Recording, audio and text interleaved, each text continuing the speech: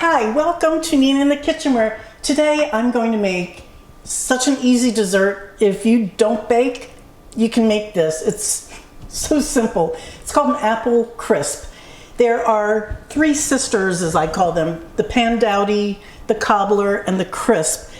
They make a lovely fall dessert. Apples, you can put nuts in it. It's a great little fall event. So here we go. I have 6 apples. These are called Empire apples. These are 2 Granny Smiths. So here we have sweet, I would say sweet and a little tartness to it.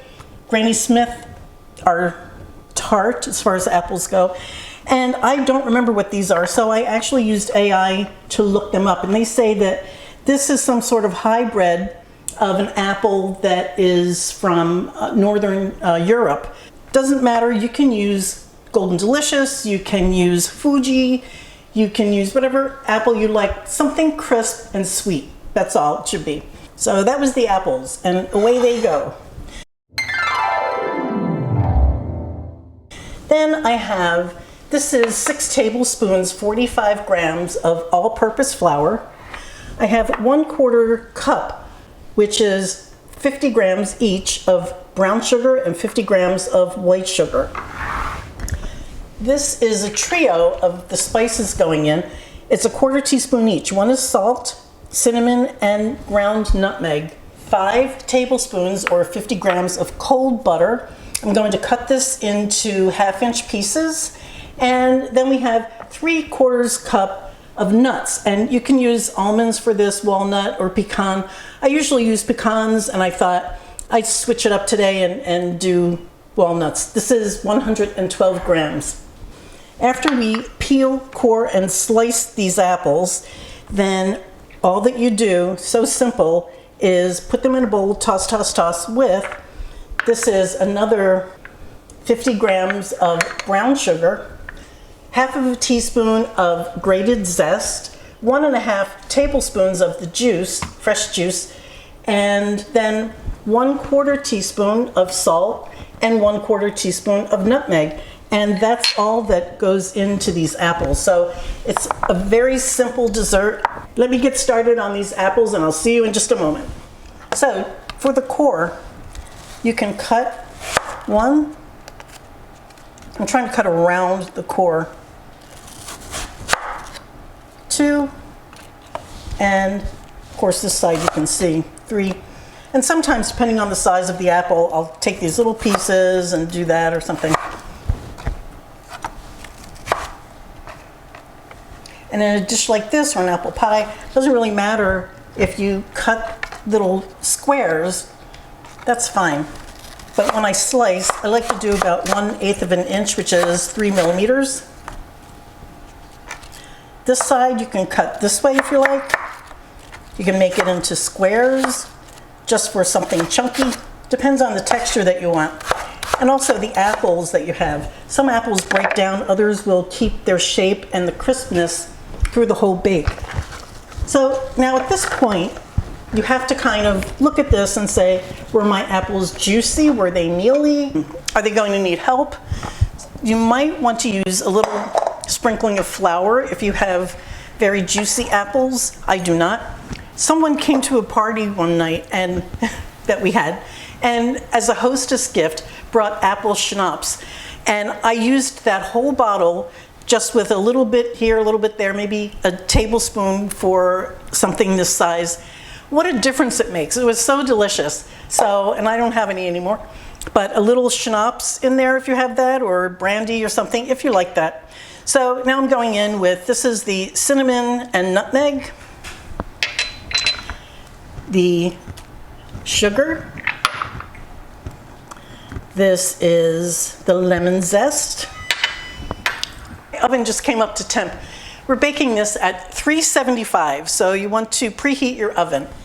My husband, I replaced the apple schnapps with apple brandy, and my husband asked for this to go into the apples. So here's what I do. I just do a little sprinkle. That was maybe a teaspoon, but that's all that you need. You don't want it to be boozy, but you want a little kick of, ooh, that's something.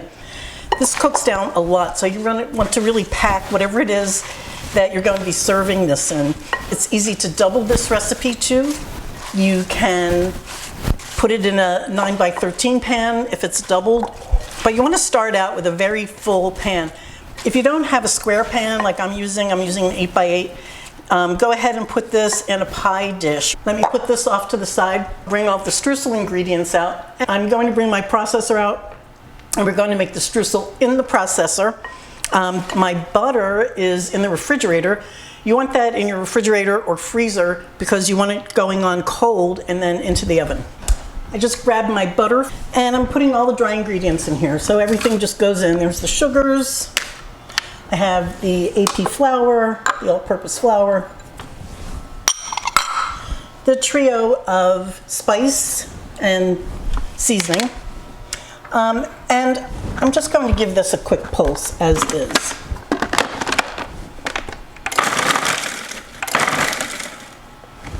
Okay.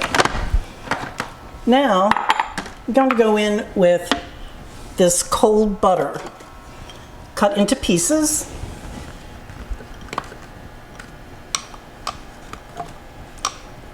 And here is where, if you are using nuts, and you don't have to, but if you are, then here's where you need to be careful, because a processor goes so fast that it can pulverize these nuts in no time. So I'm going to do just a couple of pulses on this. I'm doing 2 pulses and I'll take a look at it.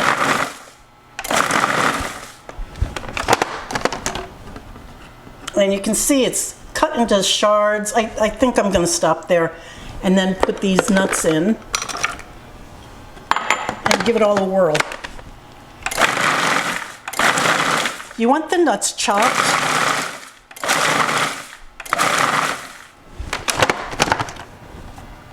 That looks pretty good. You want those nuts chopped but not pulverized, and you don't want these pieces to actually start to blend together.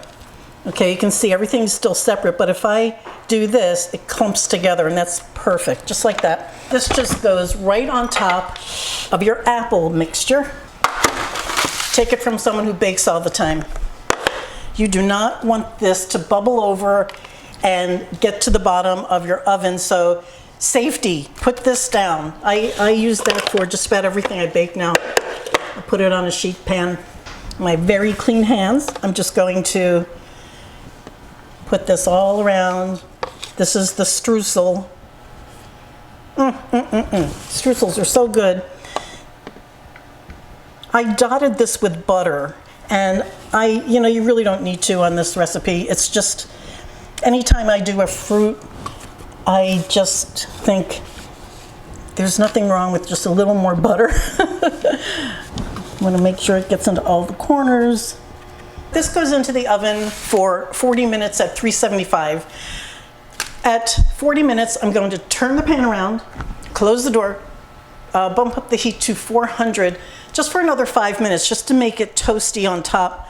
That's it. I'll see you after this comes out of the oven. It's going to be beautiful. This came out about 15 minutes ago, so I let it sit. The house smells so good and appley, apple cinnamon.